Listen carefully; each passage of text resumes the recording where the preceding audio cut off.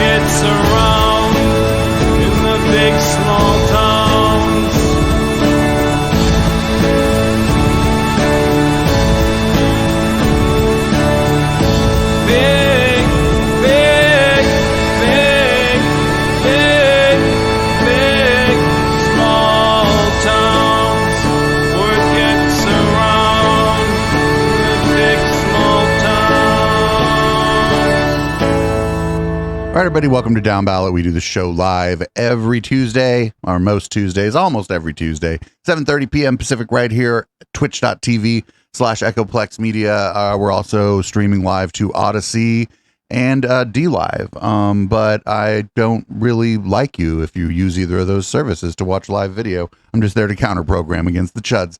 I'm producer Dave, and you can find me on Grindr. And this is the Councilman. You can find me on Twitter at THE_Councilman, otherwise known as Gringo Starkey. So please check me out there and give me a follow. Give me a follow. I could use a few more. I finally got to triple dig, so I'm really excited about that. But I could use a few more followers to, increase my width and my bandwidth. That is, not my width. I got pretty good width going on, if you know what I'm saying. below the Zoom screen. Anyway, welcome to the show. We do this, as producer Dave said, every other Tuesday and every other Tuesday beyond that. And sometimes we don't do it, but we'll let you know when that happens.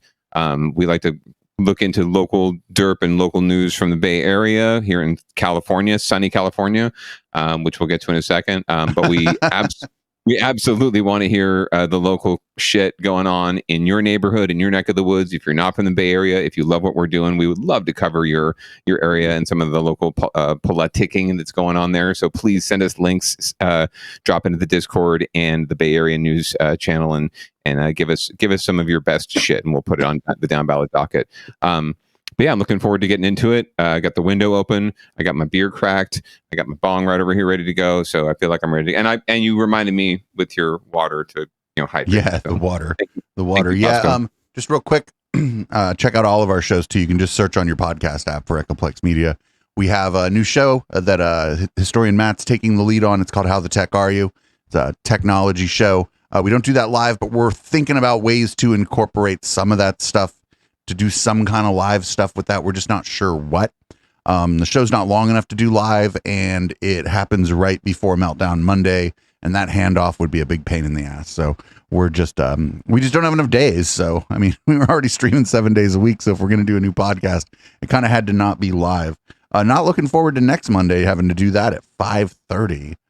5:30. It'll still be 100 degrees out probably. My goodness, yeah, it's going to be blazing all week. So please stay hydrated and stay inside if you can. Don't do too many active things. I mean, being told don't do any chores or gardening or any of that things of those nature. But some people just got to do chores. It's just got to be done. So just be careful when you're doing it.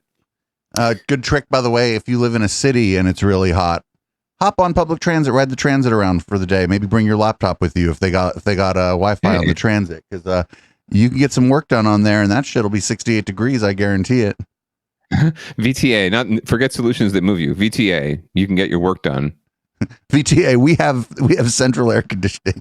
We have central air, and you can get shit done. VTA, nice. The cars are always 68 degrees. Come on over. VTA, the cars are always going much faster than us, and they get the right of way at the intersection. So ain't that funny? Our first story, we're going to let the news explain. It's fucking hot here. Breaking. Like, it's fucking hot. It's so hot that people are like worried. Tuesday, I'm Marcus Washington. And I'm Chris Sanchez. Laura Garcia is off. Let's get right to our top story this morning, the heat. Yeah, we do have team coverage for you. Our Bob Riddell, he is tracking the spare the air alert that is now in effect. But first, let's head over to meteorologist Carrie Hall, because Carrie, you're tracking just how hot. He's on fire. Yeah, and these temperatures are going up quickly around the Bay Area going into late morning into the afternoon. But we also will have concerns of high levels of exhaust and ozone, making it unhealthy, especially in the East Bay and the South Bay. So you do want to make sure that you're catching public transit or trying to do whatever you can to reduce those ozone and exhaust emissions around the Bay Area today. But take a look at how hot it's going to be. This air really doesn't mix out when you get high pressure, and it just pushes all those pollutants down to the earth as we head toward 102 degrees in Livermore today and 105 in Fairfield. Now, Bob Riddell's out live with more on that Spare the Air Alert Day, and you're in one of those spots. Hey, the air's really bad. Why don't you go outside and do a news report on it for us? Bob's looks like his pants are on fire, like his shoes. It's just going to spread while he does his report. Like he's uplit pretty badly. It's going to be reaching the triple digits.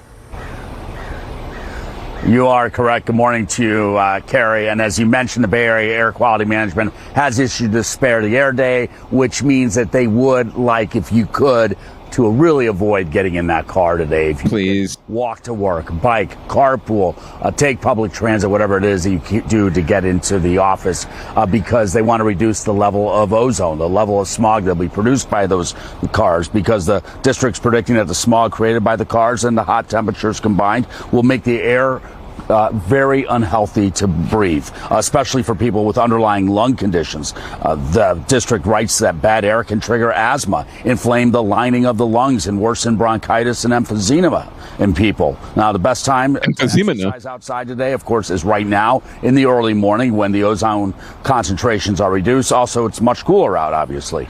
Here in the Tri-Valley, as you mentioned, temps expected to approach 100 degrees in the afternoon. Check with your local county if you need to find place to cool off today. Cooling centers will be open. We know Santa Clara County has already mentioned that they'll be doing that today. This, by the way, is the second Spare the Air Day of 2022. The last one, the first one, was June 10th. At this time last year, we had already had 4 Spare the Air Days. Right now, we're at just 2, today being the second. Reporting live here in Dublin, Bob Riddell, Today in the Bay. I remember last summer was... It was brutal, but I mean, it's no barometer at this weather humor. It's no barometer at this point. You know how many Spare the Air days or how many hot days we're going to have. Just to say 2 versus 4 at the same time last year. So things have been just happening. What I want to say though is the summer of 2020 when COVID had just hit and every hill around us was on fire and the world was on fire, right? The streets were on fire. People were out in the streets protesting, and that was largely a liberal and conservative talking point. The leftists knew the streets weren't actually on fire. The dumpsters were on fire in San Jose. At least. Somebody did set a dumpster on fire in San Jose. Critical support to the people who did that. A dumpster. We can rebuild.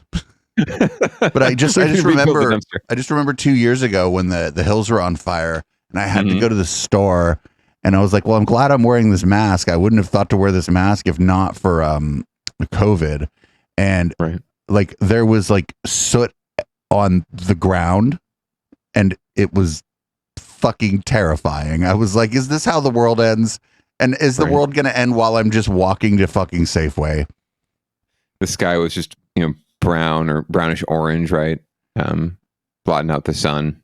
Yeah, it was different. It was a different time, and people were in the streets protesting. So it was just very, very challenging time in America.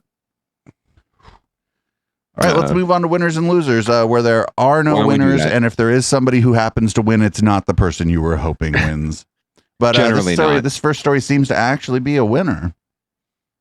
Well, yes and no. I mean, it depends on which how you're looking at things. But yeah, I think it's a winner. But we'll see if there's any blowback. So. You might have heard vaccines are now available for the little ones. So if you've got like the under 5-year-olds, you'll be able to get a vaccination for them coming up pretty soon. At least from the county center. Moving you forward, the nation is hitting another milestone in the fight against COVID because after nearly 2 years, we finally have a vaccine available for the nation's babies, toddlers, and preschoolers. Yeah, and those appointments for those as young as 6 months old now available. Today in the Bay, Sierra Johnson live for us in San Francisco this morning discussing where those appointments are available. Sierra? Yes, good morning. We'll get to that availability of the appointments in just a minute, but taking a look back, it's been about 1.5 years since we watched that first nurse there in New York get that vaccine, and so much has changed. The availability, the ability to even get those vaccines has really become a lot easier, and now we've expanded it to include some of our youngest Americans. Folks as old as just a few months are now able to get that vaccine. In terms of that availability, a lot of those shots will be administered by pediatricians. For many, that's the safest way, and a lot of those retailers do not support vaccinating, or are not able to rather, vaccinate folks at that young age. So a little about the vaccines for those 5 years and younger. It is important to note the age groups are given 2 vaccination options. Pfizer vaccine is given in 3 doses, the Moderna in 2. Side effects include headache, fever, and fatigue. Again, the vaccines are safe for children as young as 6 months. According to the California Department of Public Health, that means 2.2 million more children will now be able to receive the COVID-19 vaccine in our state. And this morning on the Today Show, Savannah Guthrie spoke with someone from the COVID-19 White House response team on the rollout of the vaccines for our youngest Americans and how COVID has impacted them before the availability of those shots. Take a listen. yes, we know that some number of kids do end up getting sick from COVID, unfortunately. We've had tens of thousands of children get hospitalized, including tens of thousands in the age group of 6 months to 5 years that just became eligible. And these vaccines are exceedingly safe. And that's the biggest message that these vaccines have been given to millions and millions of kids. Very, very safe. So again, those vaccinations are available for children as young as 6 months. That really covers the whole gamut of folks in our country with this latest edition of this vaccine. We're live in San Francisco. Sierra Johnson for Today in the Bay. But what about them 0 to 6 monthers? What about them? What about the new? What about the unborn? They'll be fine. They'll get the vaccine in 6 months, right? Well, what about the rights of the unborn? I mean, they have rights too. Yeah, I don't know. That's not my call. I mean, yeah, but this is definitely a winner in general. More vaccines, more availability, definitely a winner. Sure that there'll still be some hesitancy from parents out there and from other folks who are already hesitant. But I think anyone who's on board with the vaccines is going to jump in line and make sure that they get their kids vaccinated, because a lot of summer camps and a lot of other school groups and other things like that and programs are requiring vaccines now. So it's good to have. And I think that there's going to be like a lot of vaccine hesitancy for the children among people who aren't parents of the children. I think the vaccine hesitancy about the children will be more about the grift. It'll be more about like Brett Weinstein, RFK Jr., and all the usual suspects who don't have kids under 5. And they're going to be out there trying to scare the fuck out of people who do have kids under 5. But I think in a lot of ways, those people's fucking 15 minutes is up, at least on this particular subject matter. You're hearing a lot less from them, and that's good. And I think most parents are just going to do what the doctor says, because the parents understand that the doctor is the medical professional and the parents are not. So. Right. I hope that's the case, and I do think it is. So we'll call that a winner. We'll call it one of the rare winners under winners and losers, Producer Dave. We will, I think, for now.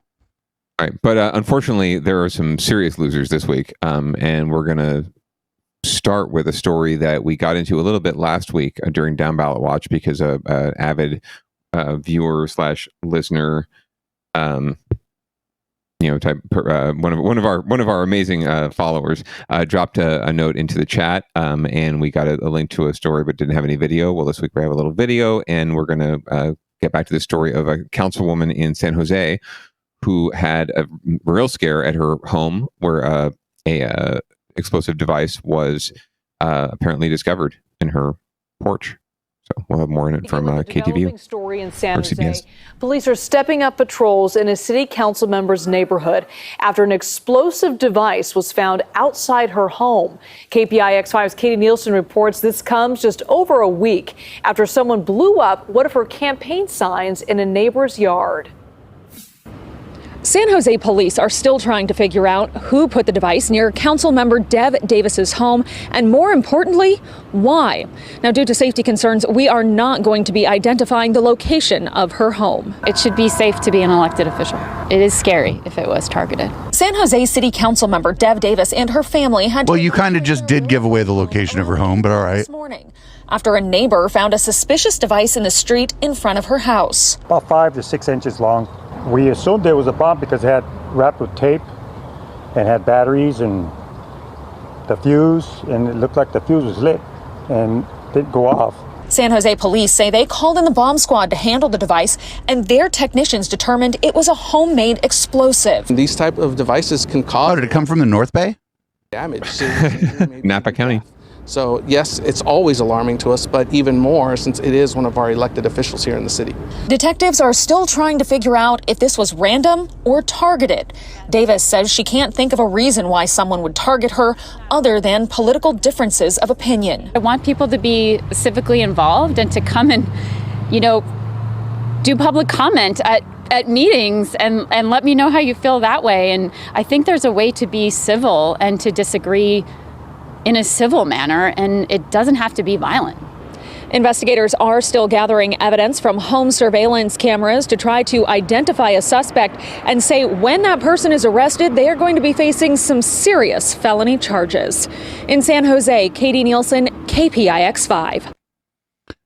So it's hard to kind of tell what was going on there because it was in the street. At first, it was like in a bush near her place. Then it was on her porch, and now it's in the street. And I don't think the news was lying or anything. I just think that when we first got it, it was brand new, and so the information was not perfect. The further away from her actual residence it gets, the more I'm starting to think that somebody just put it there to scare people. Yeah, I mean, it's a completely different thing if it's on her porch, on her property, you know, on her walkway, right, in her driveway. It's another thing if it's in the middle of the street.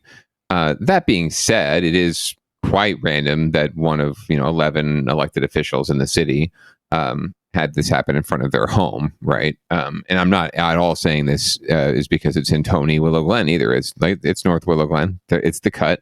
And this is possible in any neighborhood, and it was probably some dumbass white kid that planted the damn thing. So don't get me wrong.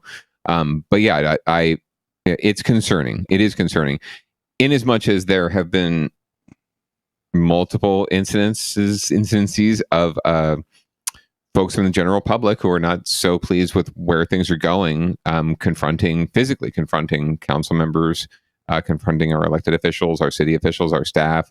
To the point where there are several individuals who have restraining orders against them. And they've come to the individuals' doors because elected officials, if you dig enough or if you look into campaign reports, you can find out where everyone lives, or anyone lives really, and just show up at their door. Mayor Liccardo has had quite a few protests outside his house, right? You'll recall, avid viewers and listener of this show. It's not uncommon. It's not surprising. I don't believe in coincidences, really. So it's disturbing to me that this happened in front anywhere near her house. Right. And I mean, I could see why she would be concerned. I would be concerned too. And I would wonder, and I'm a much less known political figure than her, but if there's a pipe bomb on the street in front of my apartment building, I would wonder. And she has also, it was revealed through this episode, but Dev had received death threats herself during the mayoral race. It had been noted that one of the candidates had received death threats. It turned out it was her. So this is again a little bit more disturbing when you take that into context. So and then Scott Wiener, of course, getting death threats. They all do. They all get threats, no matter what level they're at. Honestly. If we get them every once in a while in our email, I'm sure every elected official in the country gets them.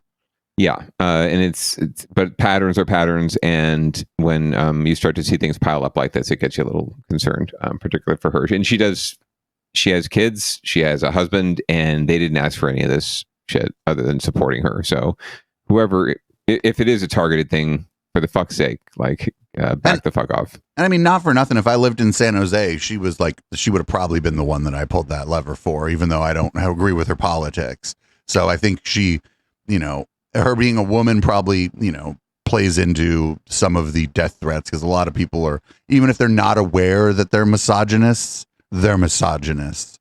There are many women who are not aware that they're misogynists, and they're fucking misogynists. I spend a lot of time on Twitter. I know this. Well, you and the Good Wife could do a whole show on Downballot sometime about that very subject, and I think you would have a full hour. We would definitely be able to fill a full hour, just the two of you chatting about that very topic. About the women who enforce misogyny. Yeah, well, they're just the misogyny in general, and all of our inherent misogyny.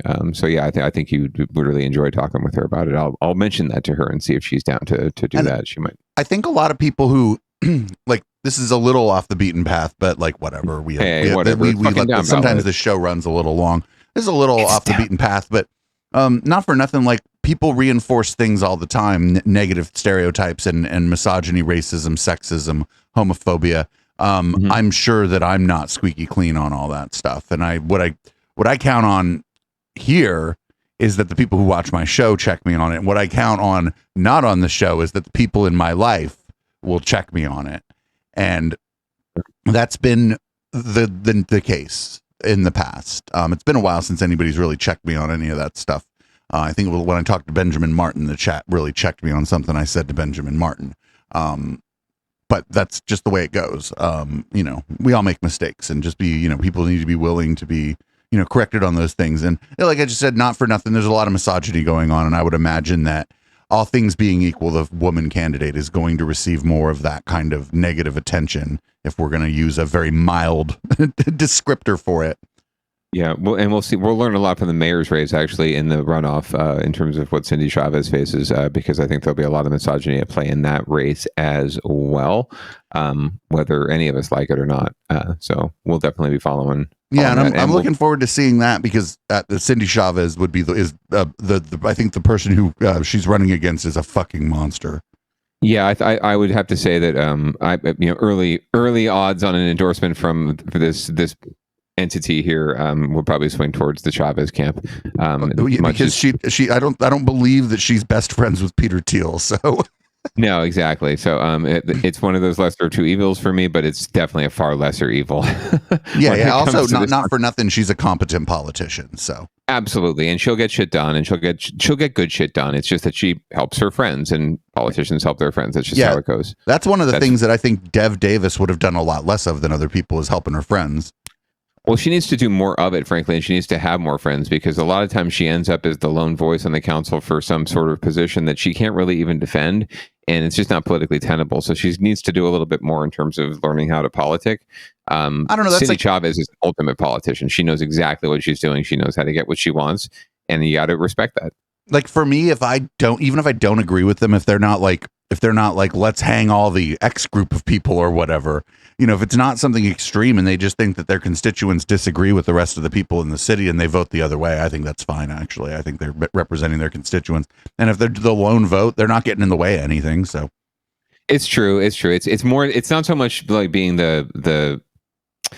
it's not so much taking the principled position, although that's how they frame it. Like, she comes from a line of Pierluigi Oliverio, who did the exact same thing, right? He would be the same lone vote. He would talk about his principles.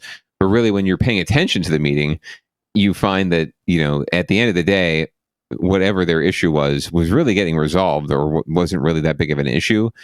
They just decided to be stubborn and keep their vote where it was, right? As opposed to joining the chorus, as it were, right? Or whatever, drinking the Kool-Aid, even though the Kool-Aid sometimes is the right decision.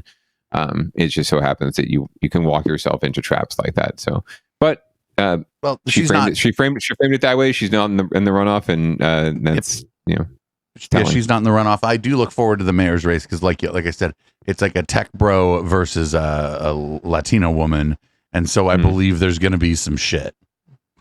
Yeah, Cindy Chavez, who only uses the accent on Chavez when she runs for office, by the way. Well, I mean, whatever. Only on the ballot. You got to just let people have it, dude. We got to, what I mean? Just let people have their thing. Oh, dude, no, I have no problem with it, dude. I'm not even begrudging it. I think it's good politicking. I'm envious. I'm envious of the political balls, the ganas that it takes to do that, right? To pretty much risk insulting her heritage by not using it more often, right? Only when it's on the ballot, in a very cynical way, and yet to do it because she knows it doesn't matter, right? It's going to get her a win, the win she wants, and I 100% am on board with that as a political hack. I admire it. You go, Cindy Chavez. If I was her spokesperson, I would do exactly what she's doing. Just had to add one in the I. Cindy Chavez. I would get fired. You should be like, now you're patronizing me and everyone who voted for me. You're out of here. She's like, also, you're not really out of here. You're just never talking on the microphone again. I need your dirty tricks. Come to the office tomorrow. But absolutely do not vote for Peter Thiel. Never vote for an ill-fitting empty suit. And all you have to do is listen to the guy for a few seconds. You know what I'm talking about. And he had such promise, but he's like to me, he's like sort of an Anakin Skywalker. He's just gone to the dark side, and there's nothing we can do. We can vote against him, though. Anyway, let's move on. So where's Rodeo?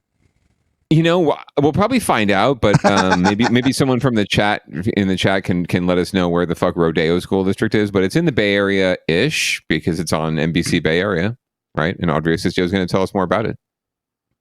So apparently there's some Pride haters there, and they got caught on camera doing some anti-Pride shit.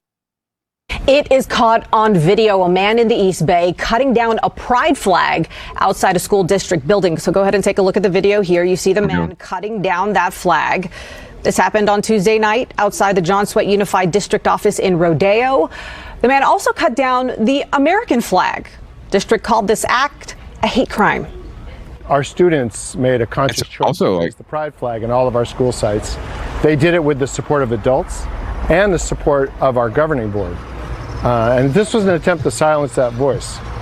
And we're not going to allow that. And those flags are back up today. You see Yay. help from the fire department. Sheriff's Department is working the case, trying to identify the man in that video. Well, that was rude. I didn't realize he dropped both flags too. God. I think He's the not American only- flag was collateral damage in his crusade against queer people. 100%. Yeah, no, he was definitely the hate factor is definitely on top of the treasonous factor. Technically, though, you're not. I don't know if there are any federal regulations around the pride flag. I do know that there are federal regulations around the U.S. flag, and you're not allowed to do that. That's a big bad no. So even if they can't get this guy on hate or at least vandalism, right? He's on camera. They can. I think there might be federal charges you can get him for just for the collateral damage. Which honestly, when it comes to really busting people, that's generally how we get them, right? Like Al Capone got busted for tax evasion. This guy will get busted for desecrating the American flag when really he was targeting our LGBTQ community. Yeah, for sure. I don't know. I guess like the flip side of this, and like the way I think that maybe they should just be like, we put the flag back up. We don't care. He just knocked the flag down. He didn't really accomplish anything. This is a small man with a small heart and small feet.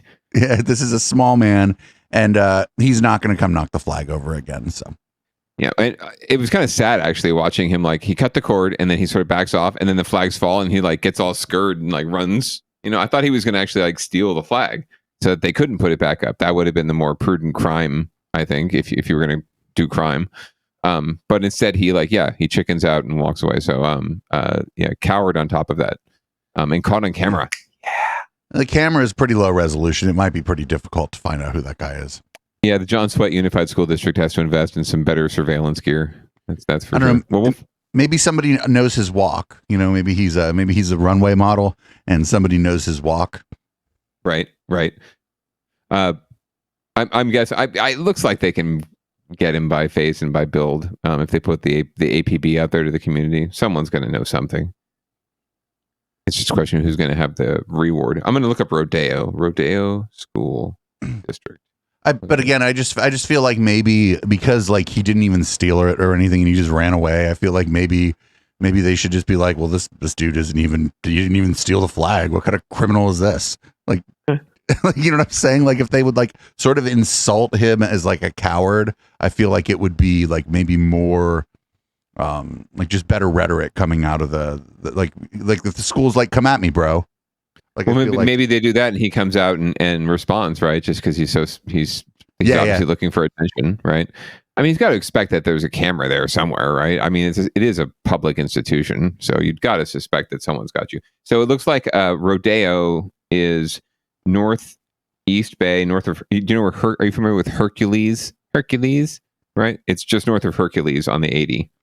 So, or on 80 if you're from the Bay Area, and if you're from LA, it's the 80, I guess. But okay, yeah, I mean, I know where Hercules is.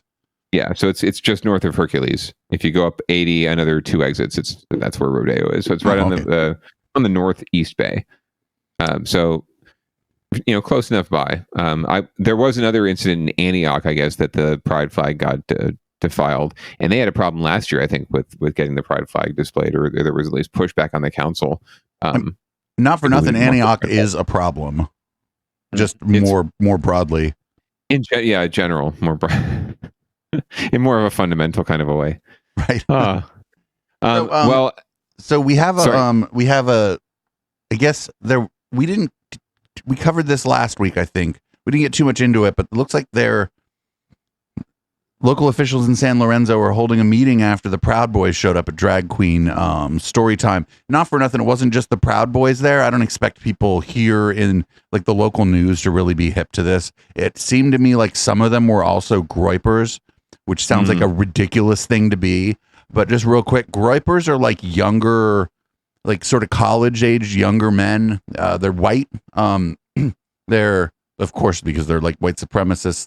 Some of them, I guess, are like maybe white presenting Latino men. but they're a white group. It's headed up kind of by Nick Fuentes, and they're like overtly white supremacist, overtly Christian nationalist. And it appeared that there was a mix of Proud Boys and Groypers at this event. Not that it matters that much to the local news story, but I think that maybe the people on the local news are like, I'm not saying the word Groyper on television. And so that might be why they didn't mention it. I could also be wrong, and they could have just been younger Proud Boys, like younger members, or just extremists who showed up with them. But the way a couple of them were dressed was very like khakis and a polo and like kind of perfect hair and shit. That's sort of how they roll. So nice. Well, yeah, I wouldn't leave it to the local news to get the nuance, but I think our listener and our viewer, I definitely would appreciate it, especially if they've been following the Sunday show for an extended period of time. So they might already know these Groypers. But yeah, so we're going to hear a little bit more about some elected officials who are standing behind Panda Dulce, the drag queen storytime host who was rudely interrupted by the Proud Boys and others. A pledge from Congressman Eric Swalwell comes in the wake of a confrontation at an LGBTQ event in the East Bay. You may remember earlier this week when members of the Proud Boys targeted the San Lorenzo Library during a Pride Month event. This is video of those men disrupting a drag queen children's story time session on Saturday. As NBC Bay Area's Jody Hernandez reports, local leaders are strategizing how to move forward even as new threats are coming into this library. Nerves are still rattled here at the San Lorenzo Library following that disturbing incident. A roundtable meeting took place here this morning led by Congressman Eric Swalwell. Everyone pledging not to back down. To the Proud Boys, what I tell you today after talking to this group is you have nothing to be proud of for what you did to children. And it would be a compliment to call you boys because you acted like babies. Strong words from Congressman Eric Swalwell as he described the actions of a group of men believed to be linked to the extremist group known as the Proud Boys. They were recorded interrupting a children's pride event on Saturday and then making homophobic comments to the drag queen who was there to read to the kids. We're not going to stand for hate today, not tomorrow, or not ever. Our community has come too far to go back now. Today, as sheriff's deputies stood guard, community leaders came together to condemn the actions.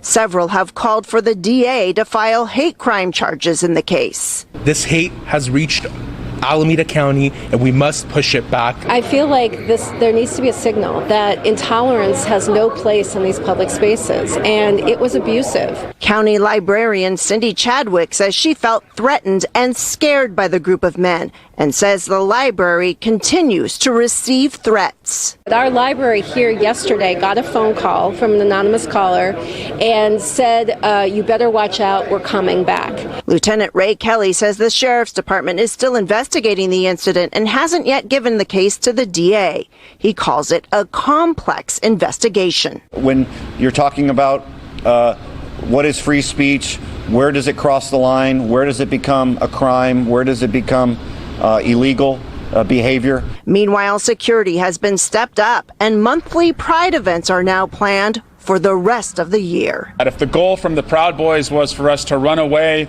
from this fight, we are running toward more equality. In San Lorenzo, Jody Hernandez, NBC Bay Area News.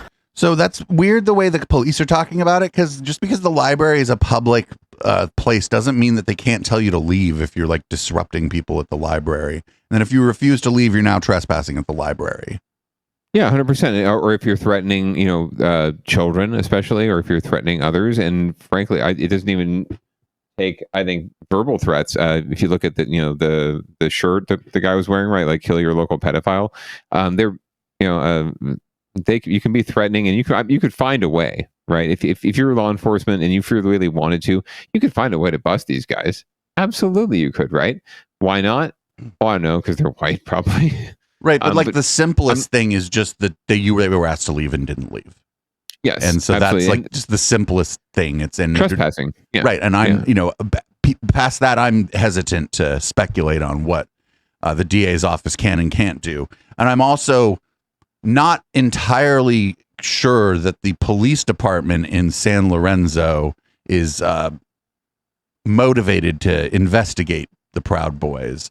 Some of them might very well be Proud Boys. Oh, I would say that's a high level of probability there. Very much so. Because San Lorenzo's like it's just outside of like Oakland and that. It's not like San Jose. I'd be pretty surprised if any of the San Jose cops were members of a group like that. In fact, I think the city would find that out and give them the kibosh real quick here. But it's one would hope the hiring practices and the screening practices are not the best. I know that from the inside. But who knows? Who knows? And maybe San Lorenzo will surprise us. But there needs to be like, I don't know, like spaces like libraries and stuff. I feel like a library should be sort of treated the same way as like you would treat the courthouse. If you showed up at the courthouse and started threatening people, you're going to jail. That's it. You're going to jail. And I feel like the library should be in that, like, protected in the same way. There are most sacred public spaces. So yeah. And once they were asked to leave and they didn't leave, they were trespassing. Although I don't know if they were immediately asked to leave, but I would be willing to bet if they show up again, they'll be immediately asked to leave.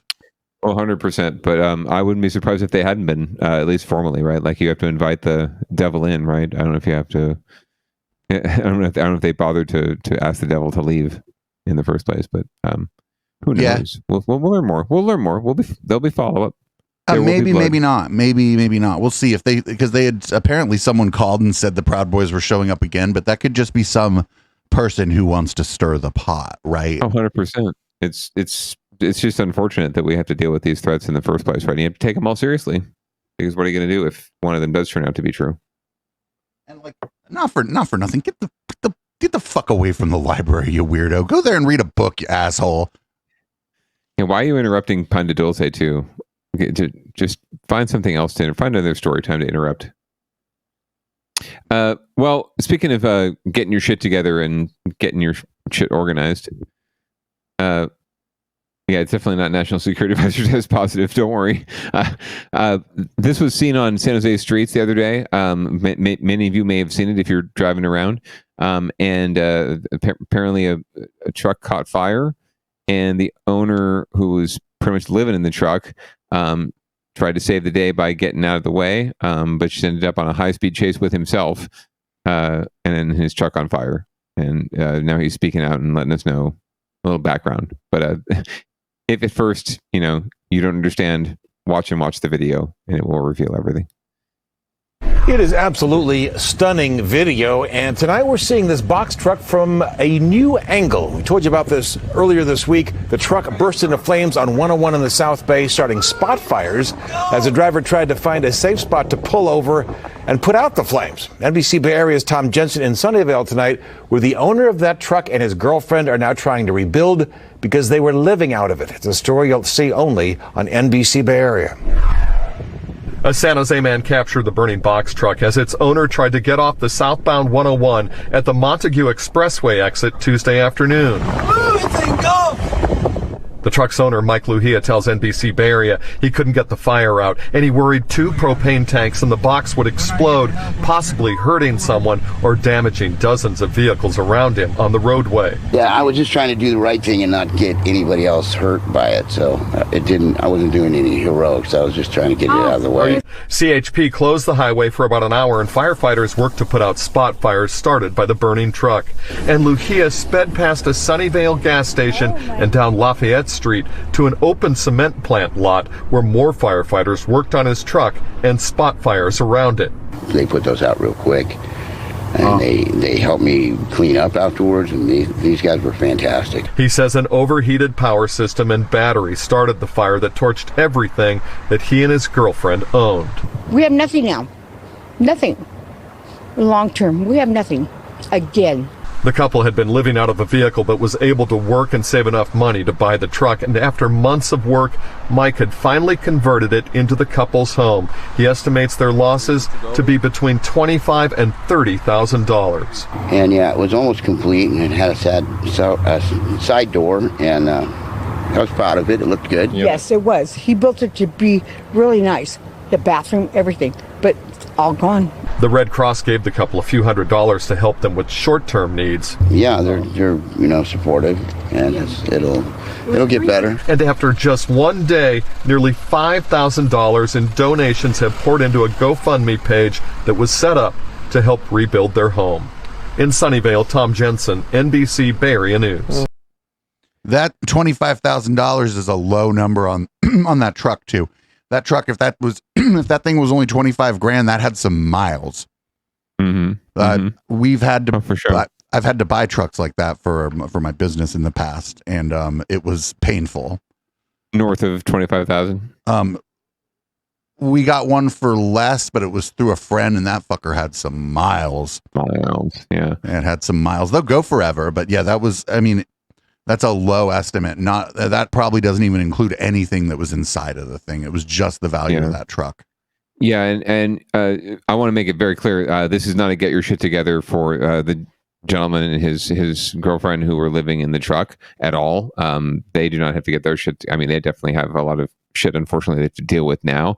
But this really is just more of a societal thing. We really need to get our shit together in terms of finding places for people to live, so they're not having to convert box trucks to houses with bathrooms and electrical wiring that, of course, is going to short out at some point and cause a fire or some sort of dangerous situation. It's just very good and lucky that he was not caught in this fire, that he did not die, that she did not die in this fire, and that they managed to not hurt anyone else. But yeah, we really need to get our shit together, generally speaking, because this is just sad that this has to happen. I see it every night. We walk in our whatever Tony freaking West San Jose neighborhood, and there's people living in their cars right down the street from our house, and it's we got to do something. Yeah, I mean, I live in what people would call a smart part of town too. I'm not fortunate enough to be a homeowner like the two of you. I am fortunate enough to be a homo, and neither of you are. So like to figure that balances out a little bit. It's even trade.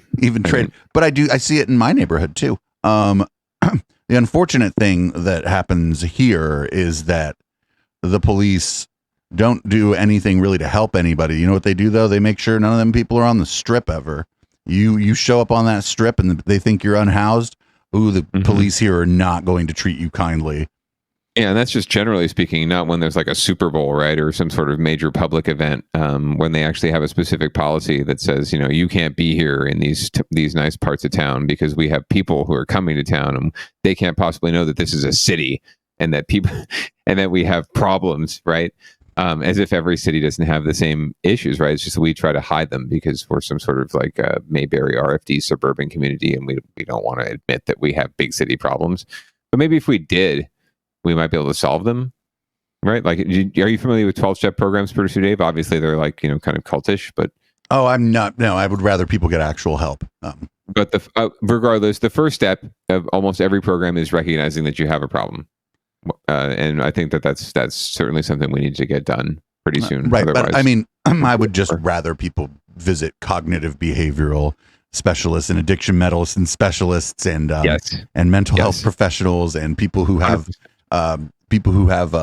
qualifications. If they would like to go to group therapy on top of that, then that's up to them. But I don't, a lot of cities, localities, even states shirk off their responsibility to offer help to people onto these organizations that don't really have any requirements for the people in the organizations have any qualifications. And I'm sorry. I didn't mean to imply that everyone should get into these programs. I was just making the analogy just to bring up that the first step, this is more for government and for society, is recognizing that we have a problem. We should send the government to a 12. Yeah, we'll send the government to a 12-step program. That was my point more than anything else. Yeah, again, it was not to impugn on any of these individuals and folks who are out there who are struggling with whatever they're struggling with. They are definitely the victims, and we need to make sure that we're serving them as best we can. So let's get our shit together. So not for nothing, the problem with housing is that big companies are just buying up all the housing. When HK lived in Sunnyvale, he said that he didn't know anyone on his block who owned their home, and they were single family homes, and they were in a smart, as you would say, a smart part of town. And so like he didn't know, like, he wasn't nosy with his neighbors, like, who's your property management company, any of that, because it's like, you have to really know somebody to get into their business that way. Right. But he did, he was able to determine that most of the people, if not all of them in his neighborhood, did not own these homes, and these are nice homes. And why, and that just drives up the price, because if you're buying it to live in, maybe you're not going to get into a bidding war with someone because you're like, I could just buy another house. But if you're buying it as an investment opportunity, well, it's just another house, and if you have to pay an extra $300,000 on it, but your return on it over the next 30 or 40 years is far exceeds what you're going to pay for it, then what does a big company care? They just write it off anyway as an expense. Yep. No, this is certainly an issue. It's one of the factors at play, and it's a factor that cities and municipalities are struggling to wrestle with. How do you deal with that, especially when you talk about multinational corporations, international corporations, and that factor. So it's a big factor, and it's, again, it just takes political will to address it. So we have to get our shit together again. So please, government, elected officials, respond to the goddamn people and get your shit together. Yeah, because the thing again that was missing from this local news report was even just 30 to 45 seconds on the housing crisis in Santa Clara County. Mm-hmm. The broader issue, the 7,000 people that are homeless in San Jose alone, frankly, or at least Santa Clara County. Up next, we're going to go to Down Ballot Watch. This is where we kind of take a look at local politics. Specifically, I know this is a political show about local issues, but Down Ballot Watch is the section where it's usually about the politicians and the city council meetings, elected officials, appointed officials, et cetera, et cetera. And it looks like our first one is they got a new sheriff in town just up to the north of us in San Mateo County. And looks like, I don't know. We'll see. Well, speaking, it's sort of reverse misogyny. We'll see. A successful female. California will soon have its first 2 Latina sheriffs, and they will serve in the Bay Area. One is Cristina Corpus, the sheriff-elect in San Mateo County, who overcame a big feat to unseat the incumbent. KTVU's Christina Rendon joins us now. She's live outside the department's headquarters with her story. Christina. Well, Julie, Cristina Corpus tells us that there were a lot of people who told her that there was no way she could pull this off. But here she is, now sheriff-elect in this county. She says she ran a clean, grassroots effort campaign, and she always felt there was a lot of yearning for change here in the county, and change is exactly what she's looking most forward to. Excited. I am overwhelmed. There's a new sheriff in San Mateo County, Cristina Corpus, a Latina who just made history. I'd be the first female sheriff of this county since 1856, since it was established, and I think that says a lot. Corpus is a 21-year law enforcement veteran. She's currently the chief of police in Millbrae and a captain in the San Mateo County Sheriff's Office. She launched her campaign last year against her boss, incumbent Carlos Bolanos. Everyone in the beginning said, there's no way you can do it, and that just really pushed me to work harder. I, had some pushback, a lot of pushback, and I just had to learn how to overcome those obstacles that were put in front of me. And I was determined. Now she's looking ahead at reforms. Corpus wants to change the department's policy on the use of stun guns after the 2018 death of a man named Chinedu Okobi, who was tased several times for jaywalking. Officers did not face charges. Once you were tased once, and I think that's enough. Because when you tase somebody more than that, then there's more of a chance that they would go into excited delirium. Another priority, creating community advisory boards in 3 different parts of the county to get to know the challenges those communities face, and focusing on attracting and hiring more officers. She wants officers to know they're supported when it comes to their mental health, and plans to use mental health crisis professionals to respond to some nonviolent calls. We have to look for people that have the passion, but also have the good hearts, and that are going to do the right thing when they're out in the communities that we serve. At 16, Corpus says she was carjacked at gunpoint, and the officers who helped her treated her with compassion and empathy. That set her on a path toward a career in law enforcement. I realized that there wasn't a lot of women in law enforcement, especially women that look like me, and I wanted to give back. More than 20 years later, the daughter of immigrants from Nicaragua and Mexico is the county's top cop. She joins Sheriff-elect Yesenia Sanchez in Alameda County. Once sworn in, they will be the first 2 Latina sheriffs in California. We did the unthinkable. We unseated incumbents that were part of the status quo that had, a large war chest of money. There's a lot of work to be done, but I'm ready for the challenge. Incumbent Sheriff Carlos Bolanos did not respond to our request for comment, but one of his biggest supporters, District Attorney Steve Wagstaff, did reach out to us. He did say that he's already called Corpus and said that he's looking forward to working with her next year, saying, quote, specifically, "We have worked together in the past, and I know we will be great colleagues in the future." Julie? Yeah, she's making history in California and paving the way for others who want to do the same. Christina, thank you. It's nice to win. It's really nice to win. I'm going to say that much. Yeah, we'll have to see. Like there's this sort of notion that just because someone's a woman and a woman of color that they're going to be more progressive than their predecessor. And we'll just have to see. We'll have to see how things shake out. But honestly, we're not going to see because I don't cover San Mateo County politics on this show with you, right? Well, we'll get into it. If there's a problem, and we'll get into it, we will. If there's a controversy or a scandalo, we will definitely find it. And it's yet to be seen. Like, they didn't really get into, she wants change and she wants justice, but she didn't really get into what she was looking for in terms of change. So, it may not be hopey, changey, feel good shit, folks. It might just be, the same old with a little different approach. And again, you're right. At the end of the day, she's still a cop, right? She was chief of police. So in Millbrae. So it's not as though she's coming at this from some sort of public defender, criminal justice reform mentality, right? She's coming at this from law enforcement mentality. She just, you're right, happens to be Latina. So hopefully that will lead to better policy, better decision making in general, just because of that lived experience. But I don't think it'll be significantly different. So our next story will end up, if we're still doing this show in 2026, we'll probably end up in Get Your Shit Together like every week during 100%. The whole fucking thing. So I debated flipping this and the story about the that ended up under the boxcar. Yeah, go ahead. Sorry. Because this is certainly going to end up in Get Your Shit Together. It looks like the World Cup's going to be hosted in the Bay Area, and like, I don't understand why anybody wants to host any of these events. You fucking go in and you look at what happened after these events, and these cities and counties and localities, and sometimes states put money into it, and it just sucks. It sucks for everyone. It sucks for the people working to put the event on. It sucks for the fucking people that live near the event. It sucks for anybody poor that lives near the event. It even sucks for the middle class that lives near the event. I don't know. The rich person can just be like, well, fuck this. I'm going to go on vacation.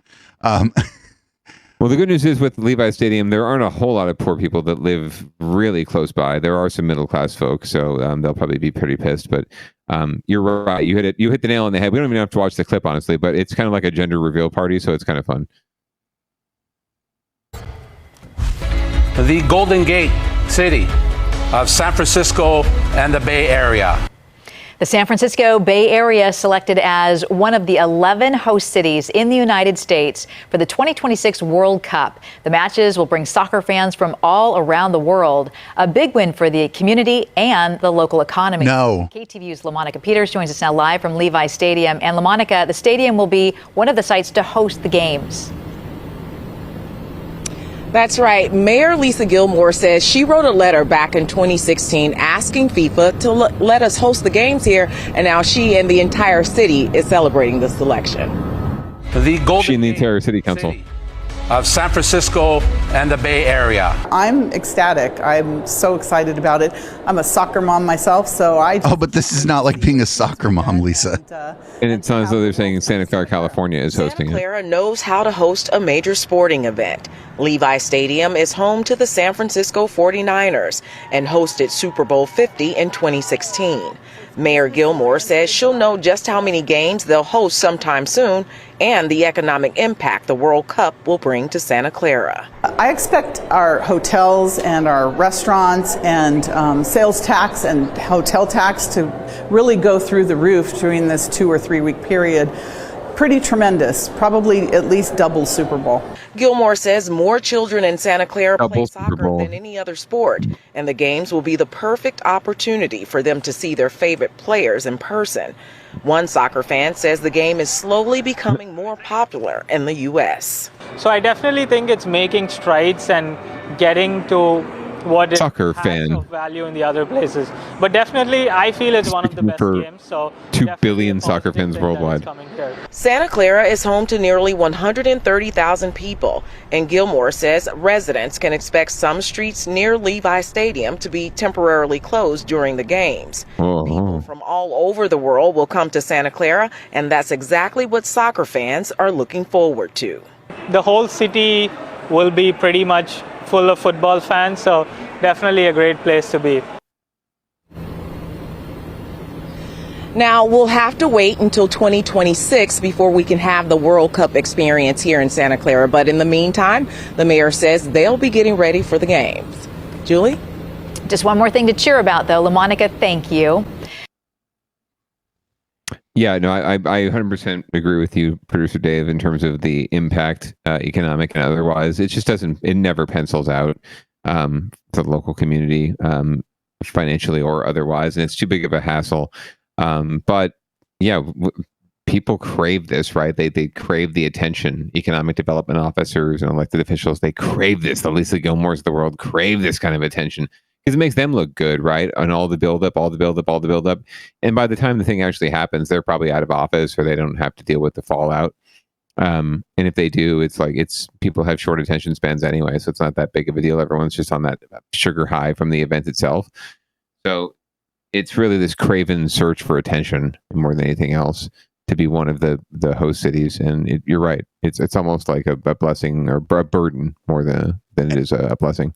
And if it's a clout chase, everybody's calling it San Francisco. Like all over the world, they're going to call it San Francisco. Yeah, so you're not even getting the clout that you're chasing. Like that's the fucked up part. Like they couldn't even say Silicon Valley or something on the promo. No, it was Bay Area San Francisco. That's how it's described, right? Even though it's in Santa Clara. And that's always been the case with that stadium. The 49ers themselves did not change their name to the Santa Clara 49ers. They were still the San Francisco 49ers. They just happen to play and be headquartered in and don't have anything to do with San Francisco at all. But they're still by brand, right? It's a brand. It's not where you're from. It's your brand. That there's a legacy there, and I can understand that a little bit more. I don't understand why they can't just say that this is being done in Silicon Valley, because everybody knows exactly where. Everybody knows what that is. And then people might be like, well, they might be inclined to look into what city that is. Globally, they know San Francisco more, right? They'll key off more like thinking it's in San Francisco. San Francisco is like a world-renowned city, right? Regardless of whether or not I think I would bet more people recognize what San Francisco is or key on San Francisco than they do on Silicon Valley. Even though you're right, Silicon Valley is much more popular of a locale than San Jose or a individual place, Santa Clara, within Silicon Valley. Right, but it's also an idea. I just don't understand. Like why would fucking anybody in Santa Clara be excited that they're saying that the thing's happening in San Francisco? Well, Santa Clara has to pick up the bill, provide the cops, like deal with all the bullshit that goes around with it. And again, these things tell them. Go ahead. Sorry. Yeah, the consultants tell them all the tax revenue they're going to reap in from it, so they feel like it's worthwhile, right? That it'll balance out, but it never does in the long run. Ask Los Angeles about last time they had the fucking Olympics. Well, they're going to have them again too, right? They're going right back to the well. They're going to have them in 2028. Because the last time went so well. Yeah, so get ready. Fucking idiots! God. Yes. Like if they would have they're just calling it San Francisco, and it's like you're not even like you can't even do your clout chase, right? Get out of here. Get out of here. Yeah, the stadium. The lead-ins are all going to be of the Golden Gate Bridge, right, and Salesforce Tower and the Bay, and then they'll zoom in on the stadium, right? And it's like, where is this? It's because Santa Clara looks like everywhere else. Frankly, Santa Clara really doesn't look like anything special outside of the stadium. It's the only real iconic thing in Santa Clara. Man, I could put together a media package for the city of Santa Clara on that. That would be brilliant, honestly. You show the light rail, you show like all the businesses that are there. Like you focus on like the heavy hitters in technology that have their headquarters and big buildings in the city of Santa Clara. And that's like how that would be how you would put together your media package if they would acknowledge that it was in Santa Clara. But again, they're calling it San Francisco. Good job chasing clout, Santa Clara. Well, they were that was always going to be a struggle, and it's beyond. I think it's beyond any of our ability as media professionals to figure out and to solve, because you're always going to be chasing that, and you're not going. It's just like San Jose chasing San Francisco. It's a constant struggle, and there's no need to do it. Just let San Francisco be San Francisco. and stop trying to be something you're not. Right? Stop trying to chase the clout. Just create the clout.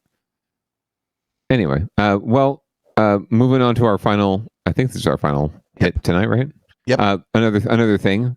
We'll leave y'all on a high note or a sort of mellow note. It's a somber note, but it's a happy note. So Norm Mineta, who was first Asian American mayor of not only San Jose but any major American city. He was a U.S. congressman for I think almost 30 years, or a little more than 20 years, and then served in the cabinet for both President Clinton and President Bush as Commerce Secretary and Transportation Secretary. He was Transportation Secretary during 9/11. He passed away recently at the ripe old age of 90, I believe, and he was. There was a tribute to him at the San Jose Civic Auditorium last week, and a lot of the local elected officials showed up, and the former President Clinton came through to tribute him. And I thought it'd be appropriate to sort of end this episode of Down Ballot honoring former Mayor Mineta for his public service and everything he gave to our community. I got to know him personally very briefly, and he was a very generous man, generous soul. So here's a little tribute to him from Fox 2 News about his memorial service.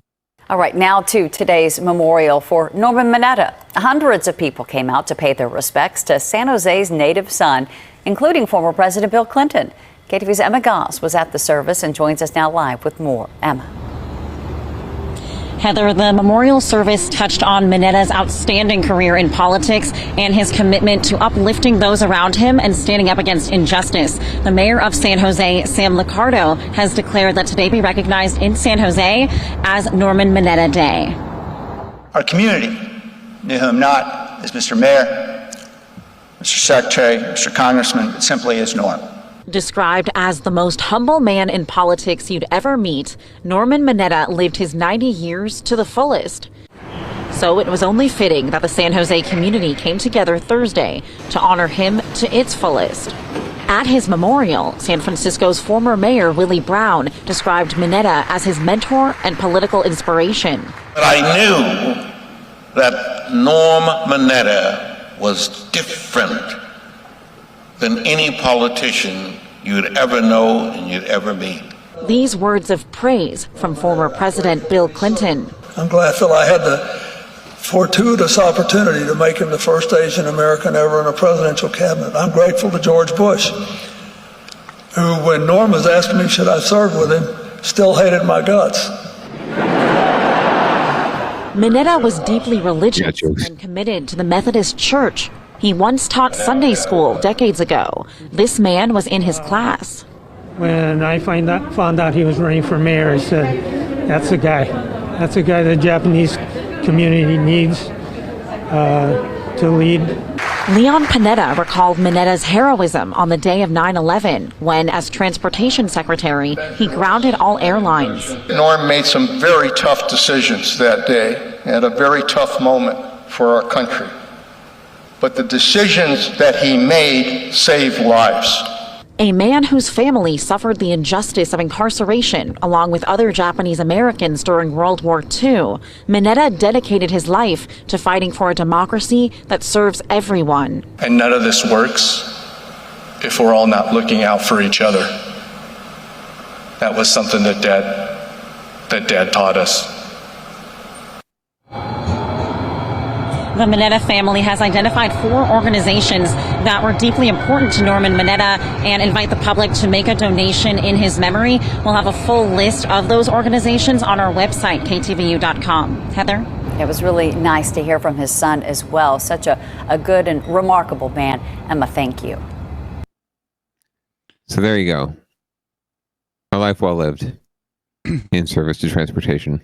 He loved public transit, Producer Dave, by the way. He was very instrumental in getting funding for light rail in the first place. Yeah, they named the airport after him, too. They did.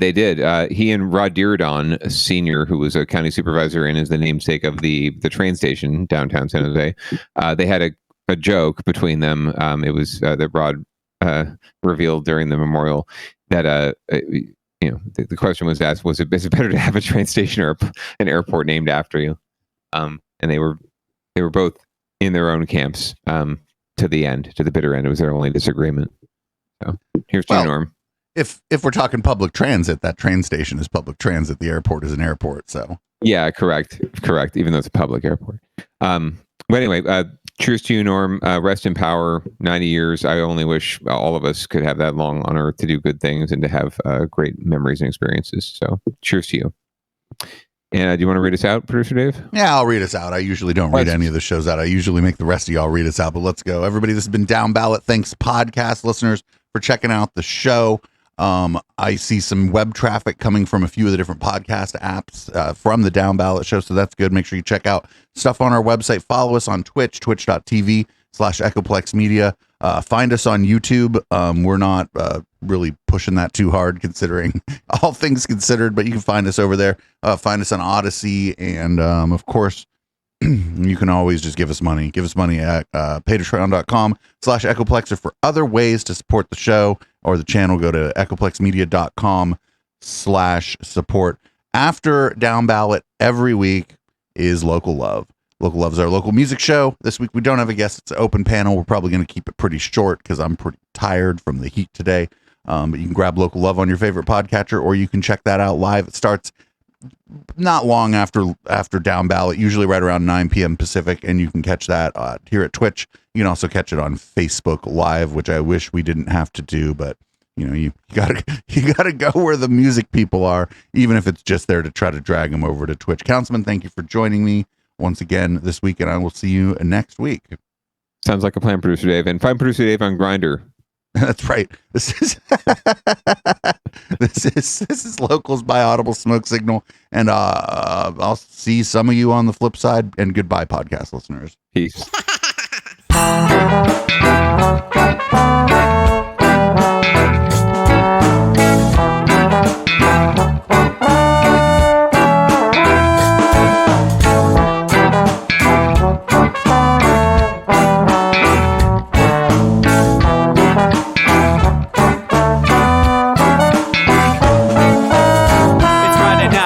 Time to get the party started. Pick up my phone just to check and see who's calling. Dress up real nice for the ladies at the bar, and I'm driving in my car just to get to where they are.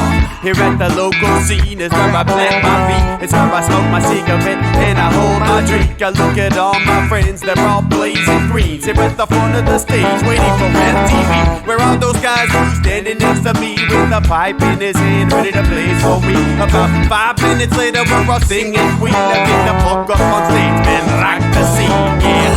We do what we want, and what we want is to jam. So sit back and enjoy the band.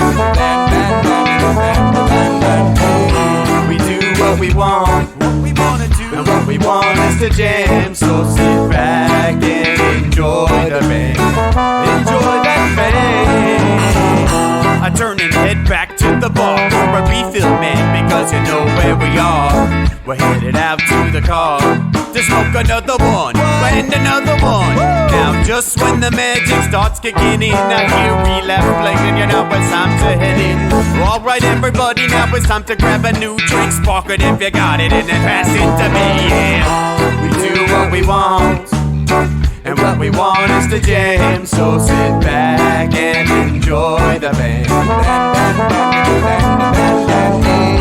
We do what we want to do, and what we want is to jam. So sit back and enjoy the band. Enjoy that band. Last up on the bill for the show tonight is Down and Dirty at 5, so we're headed outside to spark up another joint. Now who's got my lighter? Stoner E, of course, shouldn't you be inside? I'm all up in this bitch, being who I gotta be. I'm fucked up like the U.S. economy. The truth is that I don't think logically. Stoner E take you on a psychedelic odyssey. Now inside motherfuckers is rockin' me, and outside shit we smoke a lot of broccoli. Rockin' the roller, yo, that sexy girl be jockin' me. Ain't too drunk to fuck, but I'll probably do it sloppily. We do what we want to do, and what we want is to jam. So sit back and enjoy the band. Enjoy the band, enjoy the band. We do what we want to do, and what we want is to jam. So sit back and enjoy the